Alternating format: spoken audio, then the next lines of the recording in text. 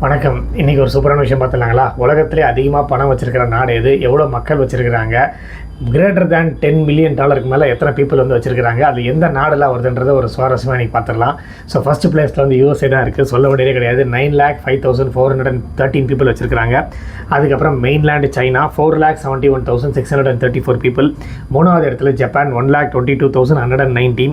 நாலாவது இடத்துல யார் தெரியுங்களா? இந்தியா தாங்க இருக்குது. ஆச்சரியமாக இருக்கா? என்ன பண்ணுறது, அவ்வளோ பேர் இருக்காங்க. பட் வெளியிலேருந்து பார்க்கும்போது யாருமே தெரியல அப்படின்றீங்களா? அங்கங்கே பயங்கரமான ஏதாவது ஒரு இடத்துல தனியாக ஒரு ரிசோர்ட் எடுத்து தங்கிட்டு இருக்காங்கன்னு நினைக்கிறேன்.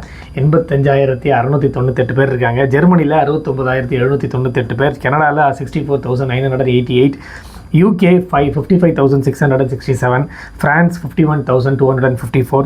ஆஸ்திரேலியா 42,789. ஹாங்காங் 42,715. இதில் பார்த்தீங்கன்னா இந்தியா என்னடா 4th பிளேஸ் வருது அப்படின்னு நினைக்காதீங்க.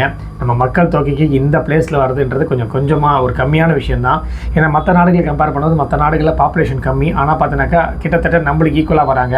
ஸோ அப்படின்னும் போது இன்னும் நாடு வளர்ச்சி அடைஞ்சு பல பேர் வந்து இந்த மாதிரி வந்தால் கொஞ்சம் நல்ல பெஸ்ட்டாக ஒரு நல்ல ரீச் வரும் நம்ம நம்பலாம். அது மட்டும் இல்லாமல் 2023 இந்த $10 மில்லியன் மேலே இருந்த மக்கள் வந்து மொத்தம் 2.2 மில்லியன். வேறஸ் 2028 பார்த்தீங்கன்னாக்கா இது வந்து 2.5 மில்லியனாக மாறக்கூடுன்னு சொல்லப்படுது. அது மட்டும் இல்லாமல் number of people with greater than $100 million plus வந்து பார்த்தீங்கன்னாக்கா 2023 99,825 இருந்தாங்க. 2028 1,10,942 பீப்புள் வர்றதுக்கு நிறைய சான்சஸ் அதிகமாகவே இருக்குது.